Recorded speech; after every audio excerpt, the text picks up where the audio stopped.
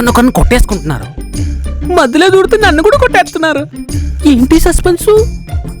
వాళ్ళ మౌనంలో ఏదో మర్మం ఉంది. హిస్టరీలో ఏదో మిస్టరీ దాగుంది. వాళ్ళు మాట్లాడితే గానీ మ్యాటర్ బయటికి రాదు. అది నా వల్ల అయ్యే పని కాదు. కాబట్టి పెద్దయ్య గారిని రంగంలోకి దింపి ఆయన చేత ఏదో ఒక ప్రయోగం చేయించి మ్యాటర్ ని రాబట్టాలి, మర్మాన్ని కనిపెట్టాలి, మిస్టరీని ఛేదించాలి.